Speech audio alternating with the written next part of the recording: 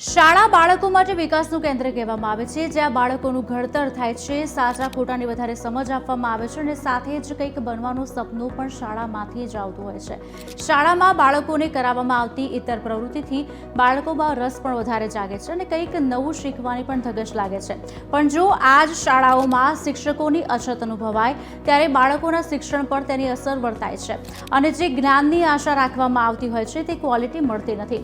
શિક્ષણ મંત્રાલયના સત્તાવાર આંકડાઓમાં જણાવવામાં આવ્યું છે કે સમગ્ર દેશમાં 1 લાખથી વધારે શાળાઓ એવી છે જેમાં ફક્ત એક જ શિક્ષક છે. આજે આ જ વિષય પર વધુ જાણવાની કોશિશ કરીશું કે આખો મામલો છે શું અને કયા રાજ્યમાં શિક્ષકોની કેટલી ઘટ છે.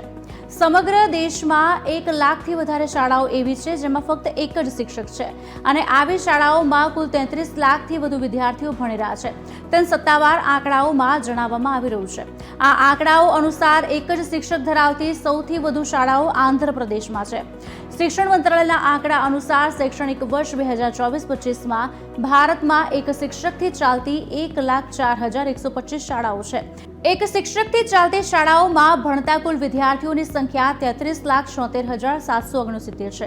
એટલે કે આવી એક શાળામાં સરેરાશ 34 વિદ્યાર્થીઓ ભણી રહ્યા છે.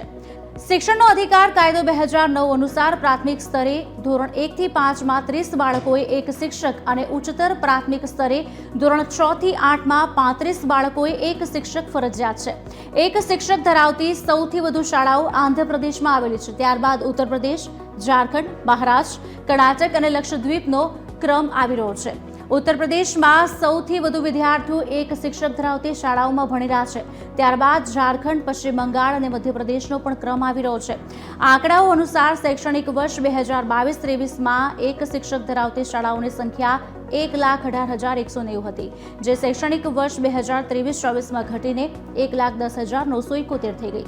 એક શિક્ષક ધરાવતી શાળાઓ આંધ્રપ્રદેશમાં 12,912, ઉત્તર પ્રદેશમાં 9,508, ઝારખંડમાં 9,172, પશ્ચિમ બંગાળમાં 6,482, રાજસ્થાનમાં 6,117, છત્તીસગઢમાં 5,973 અને તેલંગાણામાં 5,001 છે.